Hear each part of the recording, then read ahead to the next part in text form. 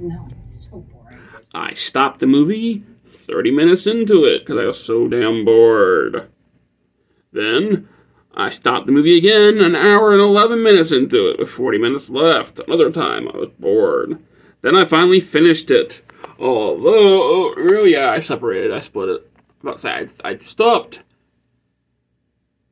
And then I finished it the same night. But no, it was one night, another night, another night. I'm forgetting it wrong. But yes, the worst movie of the MCU. Well, actually, the only reason this one's better than Shang-Chi is because this one doesn't have Awkwafina in it. Awkwafina, I've already said I don't like her voice and how she, in her acting and all that kind of shit.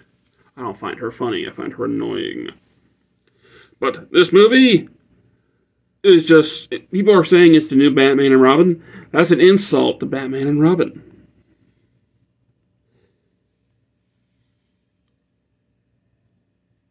The last time I watched it, I had to fast forward through the kitty fight scene because that was way too dumb to watch. Everybody got the power of Thor. And another thing was brought up, if you wield the hammer, you get a Thor costume and you get to be Thor. Captain America did that, how come he didn't get to be Thor?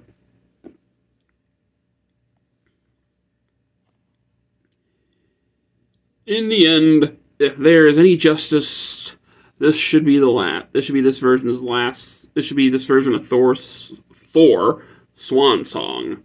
It was that bad. They should just nuke the character and just reboot it in a couple of years. This character is just one big joke, and he's too dumb to breathe. I give the film a D-.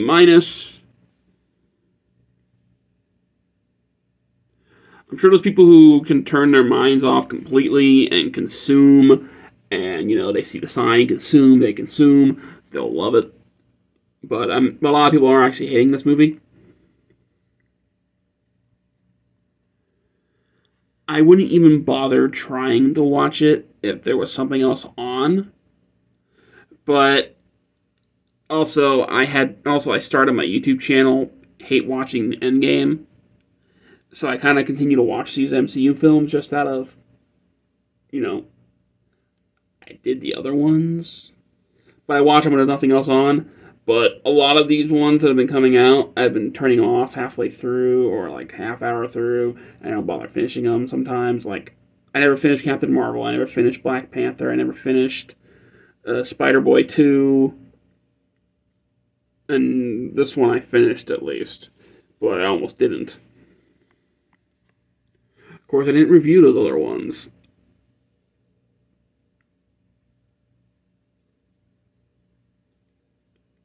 At least they didn't go with the bigger cliche at the end of the movie where Thor gets the wish and he wishes Jane better, or that none of that happened, and that the girl gets to be alive with her daddy and the bad guy gets to be happy and blah, blah, blah, blah, blah. At least they didn't do that. Although in typical Marvel fashion, I'm sure she'll be back even though she dies, if they continue this route. Which, I'd actually kind of be fine with, because I found Jane to be the best part of this movie. Although some of her lines were pretty stupid, but, all the lines were pretty bad in this movie. There wasn't a single good one in the whole film. Russell Crowe made Zeus a big fucking joke. So, like, at the end, you get to see his the post-credit scene, which I was shocked this cam actually had the post-credit scenes. I was stunned. But, it had the thing of Zeus telling his son Hercules to go hunt down and kill Thor because he embarrassed him. And if Zeus was that big of a joke, I'm sure Thor would be that big of a joke. Or not Thor, Hercules would be an even bigger fucking joke. The film's CGI, I would say, was PS2 era. But that would be insulting to how groundbreaking the PS2 actually was. The acting, with what they had to work with, this cast should be nominated for something. Except for the kids. The kids sucked. Saying some of those lines of straight faces, I wouldn't be able to do with how bad some of the things were in this movie. The music, besides the forced rock shit, which felt really out of place, it was fine enough. But once the Guardians cameo was over, because don't let the posters and commercials and toys and any of that fool you, the Guardians are a cameo. They're not really in the movie. They were just there to explain why Thor was no longer fat. That's it. So after the Guardians left, they really should have stopped the rock music, because that's their thing. And the more I think about this film, like when I first reviewed it, I was going to add it to the worst films ever made list. And I give it some thought, it's not really that bad. Yeah, it's still a D-, but it wasn't that horrible of a movie.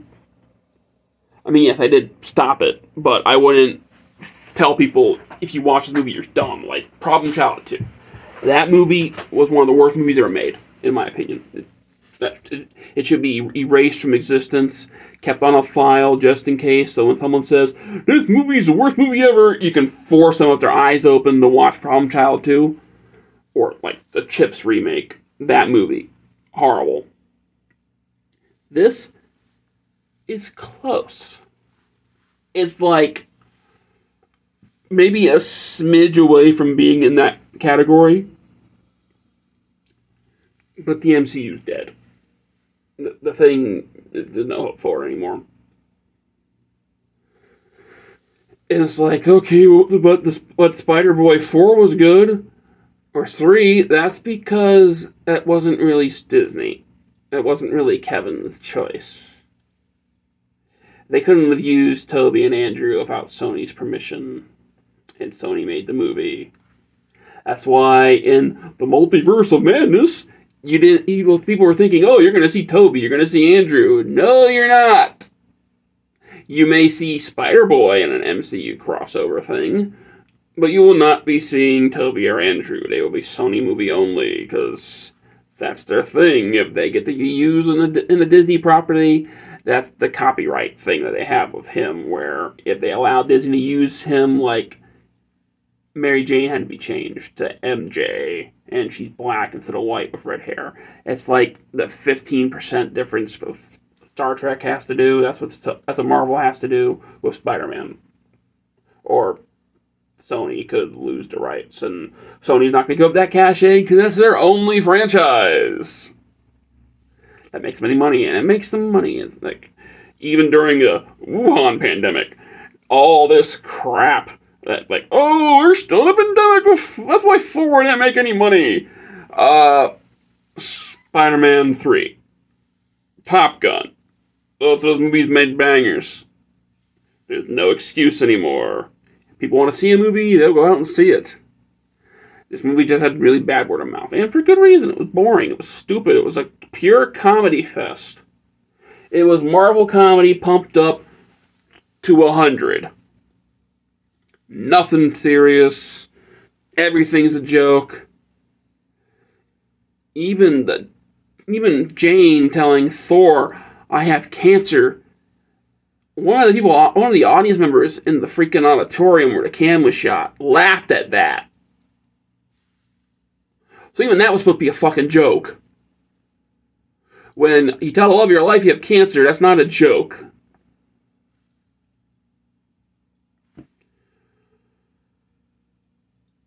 Would I even add this to my collection because I've added the other MCU crap fest that I've reviewed lately when they got down to like under $10? I'd have to be in a buying mood. It'd be very, very cheap. And I'd probably only open it for Disney points. Yeah. This was pretty bad. Would I even give it another shot? Fuck no. Okay. Let's say I had a girlfriend or a wife or whatever.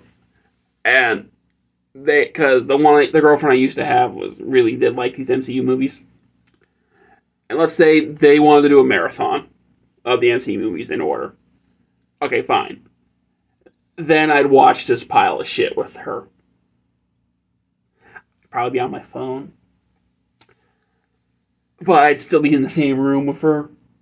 It's not one of those really awful films where you gotta leave the room, how bad it is, or you're going to knock out and you're going to be in so much pain from sleeping in a chair that you're in because it's not a comfortable chair. That's not that type of film. It's pretty bad. You're gonna space out and zone out, but you're not gonna pass out. Let's see. No, I don't give a shit that Rockman's gay. I mean, he's a rock. Okay, so they're all guys. Big fucking deal. Do I care that Valkyrie's a lesbian? No, because she's always been a lesbian. Every freaking... Even in history, they're lesbians. So why do I give a fuck? Do I care about Jane's really cringy dialogue of, "It's Mighty Thor," or "Jane Foster"? And you think that she would even realize that it's Thor's name? That, oh, you're a Thor. What does that have to fucking do with anything? What is it, like a last name now, and everybody gets one? That's what I don't understand about this thing. I understand Captain America being a title. It's a title. So, yes, Sam Wilson can be Captain America. Steve's no longer Captain America, someone else can be Captain America. But Thor's his fucking name. It's not like someone goes around, I don't know, kills Nick Fury, and then says, "I'm Nick Fury." No, you're not. It's not your name. Nick Fury's a name. Thor is his literal name. It's Thor Odin's son. That's his name. That's what I don't get about this thing. Like I said, I liked Jane in the movie. She actually brought some actual pleasancy. Of course, it's probably Natalie Portman. But she was actually the only good part of the movie that I actually... Well, not good, but decent part of the movie. But the name thing was just freaking stupid to me. I'm never going to be able to get over that. It's like, yes, I get that... Yeah, like Spider-Man. Like, Miles can definitely be Spider-Man. Spider-Man is not a name. It's not like he's going around saying, "I'm Peter Parker." No. Although Spider-Gwen was a fucking stupid name. It's like, so you're telling everybody your name is Gwen? Unless she goes by Spider-Woman or Spider-Girl in the like papers, and they just call her Spider-Gwen for the comic covers. Of course, I don't read them. Good, I'm not really interested in reading Spider clones, because all those things are, what if this person was Spider-Man? What if this person was Spider-Man? It's like the Miles stories that I've been doing lately. What if Miles was this character? What if Miles was this character? What if Miles was this character? What if Miles was Thor and we were really fucking racist? That was that one. Look that one up. You will laugh. Because the person who wrote that story really, really hates black people. Like, holy fucking shit, does he hate black people? It's like every stereotype fit into there. It's like if he was writing a white story, the guy is going to have a pocket protector, push his glasses up, get broken glasses with tape, and be really shitty at everything. That's straight up for white people. They can't dance, they can't play sports, that kind of shit. Like, super nerd. Although Asians are supposed to be the smarter ones in the racist ranks. If you're going by stereotype shit. Really stupid is a white people's racist thing. It's the hick thing, like, "Y'all, we can do it, y'all," and that kind of stuff. So,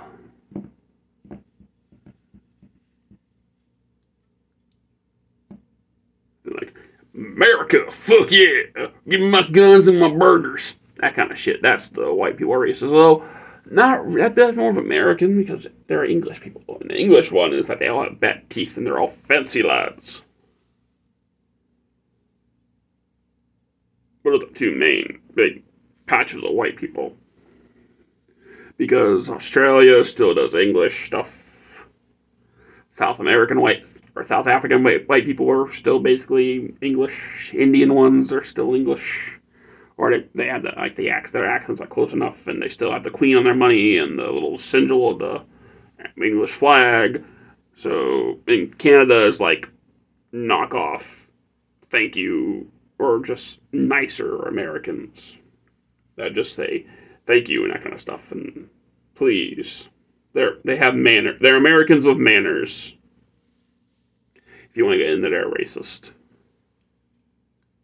But holy shit, that Miles Thor one. It is like he has the whole sneaker culture is in there.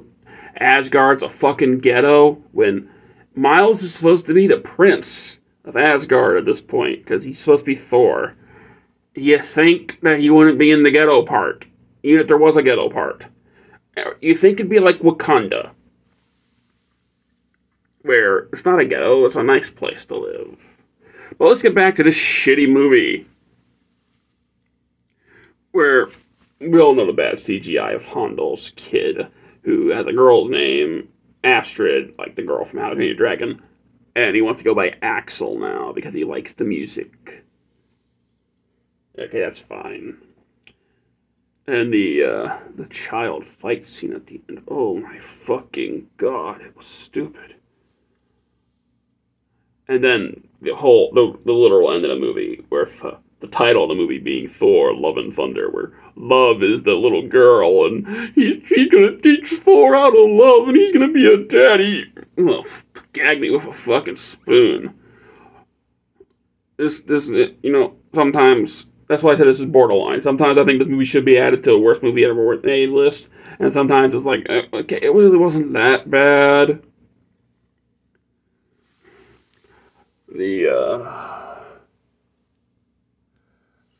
Christian Bale was fine, I guess. He wasn't like the best part of the movie, but because the scenes weren't that great.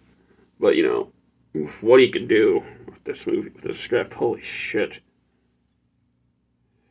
I think I've rambled on long enough. No one watches these reviews anyways. Have a good one. Oh yeah, D-, like I said.